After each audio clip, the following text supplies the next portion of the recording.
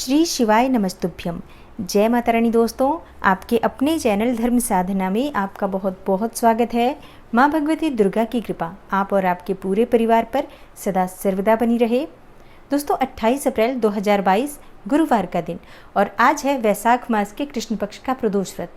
जब भी प्रदोष का व्रत किसी भी दिन पड़ता है तो उस दिन का भी बहुत अधिक महत्व बढ़ जाता है और भगवान भोलेनाथ की पूजा के साथ ही उस दिन उस वार के स्वामी की पूजा भी की जाती है, जो कि बहुत महत्वपूर्ण मानी जाती है।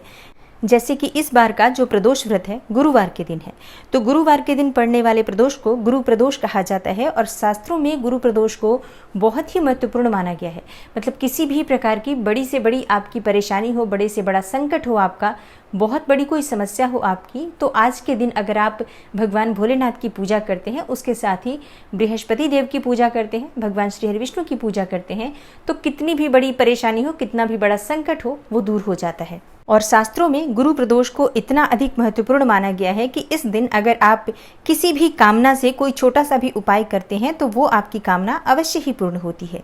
तो आज की वीडियो में मैं आपसे शेयर करने वाली हूँ कुछ ऐसे ही बहुत छोटे छोटे उपाय जिन्हें आप बहुत ही सरलता से कर पाएंगे और इन उपायों को करने से आपके मन की कोई भी कामना हो पूर्ण होती है। जैसे कि धन प्राप्ति की कामना हो, संतान प्राप्ति की कामना हो, विवाह में बहुत अधिक देरी हो रही हो, शीघ्र विवाह की कामना हो, मनचाहे जीवन साथी की कामना हो, या दाम्पत्य जीवन को सुखमय बनाना चाहते हैं, शिक्षा में सफलता चाहते हो या व्यापार में, नौकरी में, करियर में सफलता चाहते हो, आज के दिन इन उपायों को करने से निश्चित ही आपकी कामना पूर्ण होती है। अखंड सौभाग्य की प्राप्ति होती है और घर परिवार में सुख समृद्धि बनी रहती है। जीवन में ऐश्वर्य की प्राप्ति होती है और कलह क्लेश बीमारियों से मुक्ति मिलती है। तो आज की वीडियो बहुत महत्वपूर्ण है क्योंकि वैशाख मास का पावन प्रदोष है ये, जो कि मन की समस्त कामनाओं को पूर्ण कर सकता है। और जो भक्त प्रदोष का व्रत करते हैं उनके लिए चैनल पर वीडियो पहले से अपलोड है, जिसमें पूजा की संपूर्ण विधि, व्रत के सभी नियम के बारे में जानकारी दी गई है।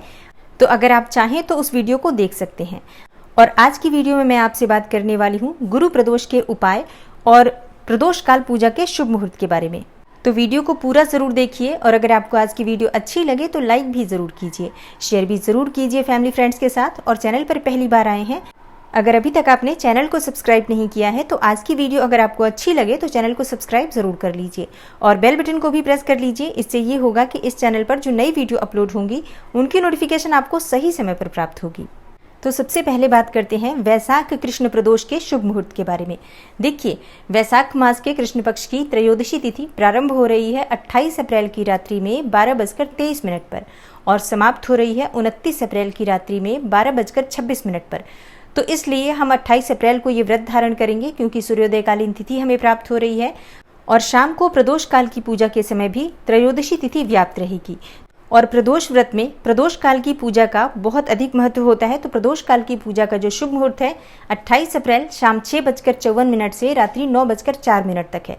तो ये शुभ मुहूर्त है पूजा का। इस समय आपको पूजा कर लेना चाहिए क्योंकि शास्त्रों के अनुसार प्रदोष काल वो समय होता है जिस समय में भगवान भोलेनाथ साक्षात रूप से शिवलिंग में विराजमान होते हैं। तो जब हम उनकी पूजा साक्षात स्वरूप में करते हैं तो हमारी कामना बहुत शीघ्र पूर्ण होती है।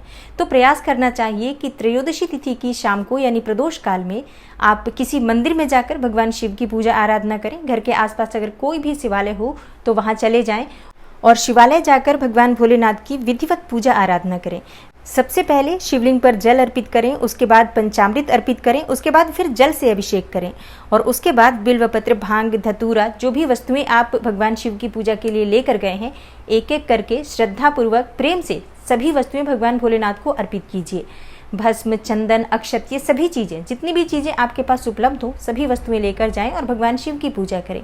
पूजा करते समय आप ओम नमः शिवाय या महामृत्युंजय मंत्र का जप कर सकते हैं। भगवान शिव के किसी स्तोत्र का पाठ कर सकते हैं, शिव सहस्त्र नाम का पाठ कर सकते हैं, शिव चालीसा का पाठ कर सकते हैं।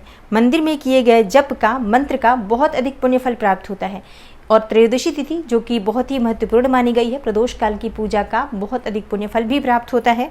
और पूजा पूर्ण होने के बाद कपूर से आरती जरूर करनी चाहिए भगवान भोलेनाथ की। आज के दिन शिव मंदिर में अगर आप तिल के तेल या शुद्ध घी का दीपक प्रज्वलित करते हैं तो इससे जीवन के अंधेरे दूर होते हैं। किसी भी प्रकार का कष्ट आपके जीवन में हो, किसी भी प्रकार की परेशानी आपके जीवन की हो, वो दूर हो जाती है मात्र दीप प्रज्वलित करने से। तो आज शिव मंदिर में एक दीपक अवश्य प्रज्वलित कीजिए।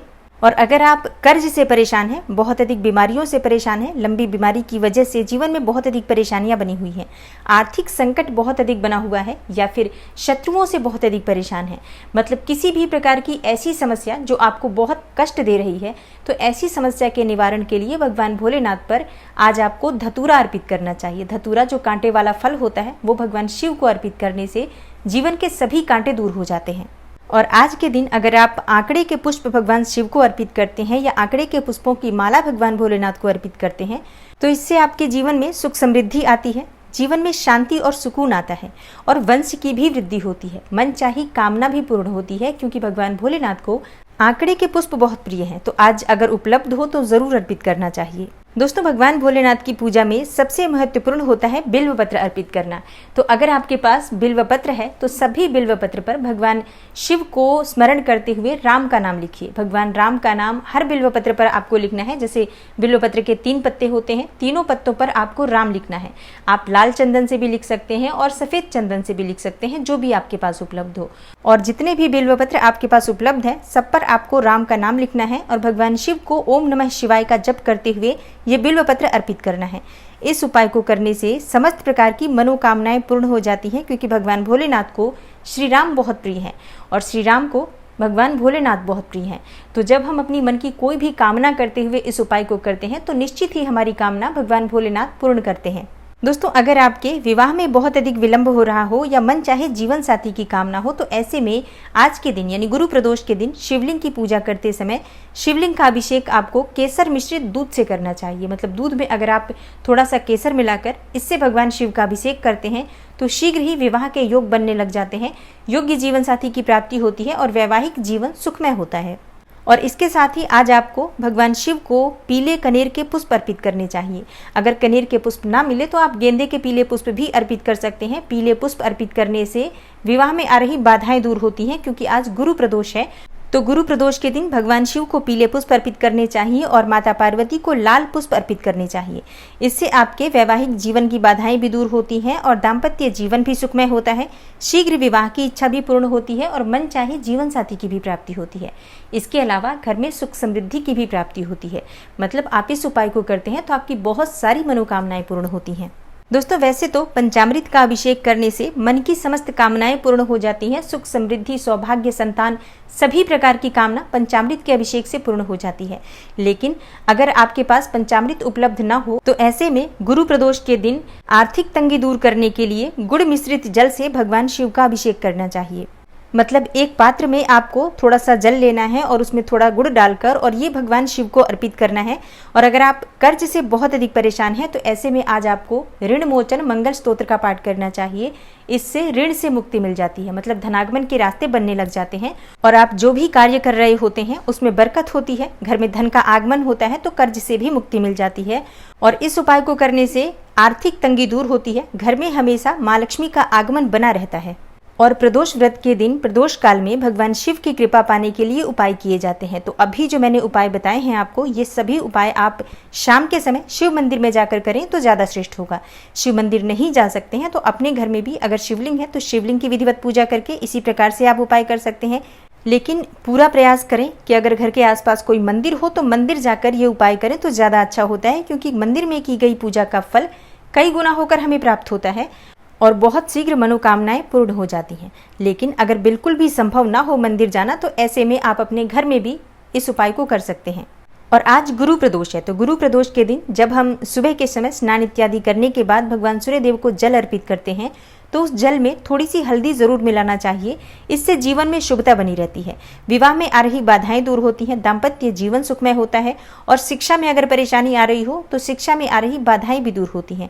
या किसी भी प्रकार की बाधा अगर जीवन से दूर करनी हो तो सूर्य को जल देते समय अगर हम उसमें थोड़ी सी हल्दी मिला लेते हैं तो इससे जीवन में शुभता बनी रहती है, सभी प्रकार के मांगलिक कार्य निर्विघ्न पूर्ण होते हैं। और आज केले के पौधे में थोड़ा सा कच्चा दूध अवश्य अर्पित करना चाहिए। इससे हमेशा घर में लक्ष्मी जी और भगवान श्री हरि विष्णु विराजित रहते हैं। मतलब साक्षात श्री हरि विष्णु और माँ लक्ष्मी का अगर आप वास चाहते हैं तो केले के पौधे में गुरु प्रदोष के दिन आप थोड़ा सा कच्चा दूध अवश्य अर्पित करें।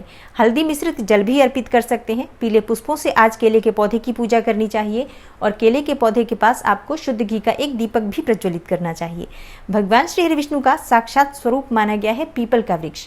तो गुरु प्रदोष के दिन अगर आप पीपल की पूजा करते हैं, वो भी माधव मास में, तो आपके मन की कोई भी कामना हो पूर्ण हो जाती है, क्योंकि हम सभी जानते हैं पीपल के वृक्ष में सभी देवी देवताओं का वास माना गया है और हमारे पूर्वजों की पुण्य आत्माएं इसमें वास करती हैं। आज गुरुवार भी है तो बृहस्पति देव की विशेष कृपा प्राप्त होती है अगर हम पीपल के वृक्ष में थोड़ा सा कच्चा दूध अर्पित करते हैं। अगर दूध ना हो तो आप जल भी अर्पित कर सकते हैं, हल्दी मिश्रित जल अर्पित करें, इससे भी बृहस्पति देव की कृपा प्राप्त होती है। और आज के दिन पीपल वृक्ष की जड़ में आपको सरसों तेल का दीपक प्रज्वलित नहीं करना है, शुद्ध घी या तेल का प्रयोग कीजिए दीप प्रज्वलित करने के लिए।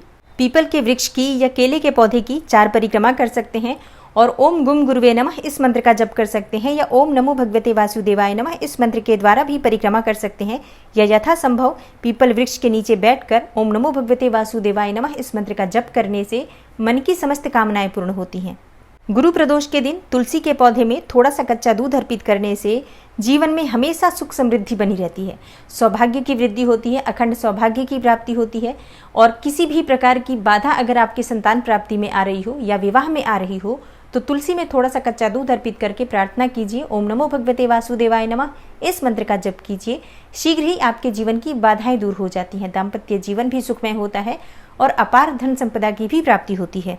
और तुलसी में शाम के समय दीप जरूर प्रज्वलित कीजिए। तुलसी में सरसों तेल का दीपक प्रज्वलित नहीं किया जाता है, या तो शुद्ध घी का या तिल तेल के दीप का प्रयोग करना चाहिए। और भगवान श्री हरि विष्णु की असीम कृपा पाना चाहते हैं तो आज के दिन विष्णु सहस्त्र नाम का पाठ करना चाहिए।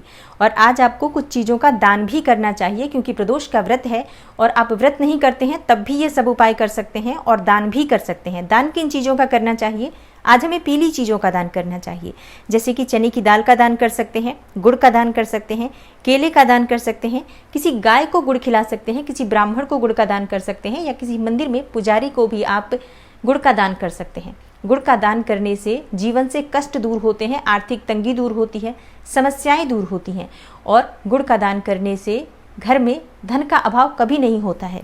और जिन दंपतियों को संतान प्राप्ति में बहुत अधिक बाधाएं आ रही हैं, उन्हें गुड़ के साथ रोटी किसी गाय को खिलाना चाहिए हर गुरुवार को। इससे शीघ्र ही संतान प्राप्ति के योग बन जाते हैं।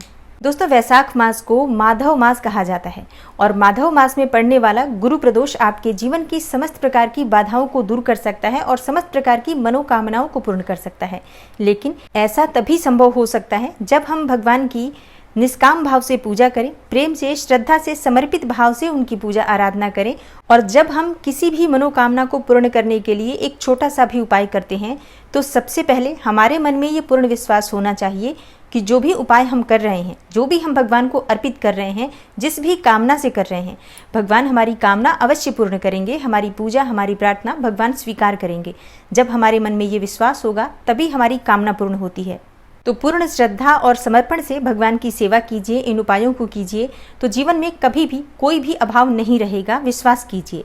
आशा करती हूँ आज की वीडियो से आपको लाभ अवश्य होगा।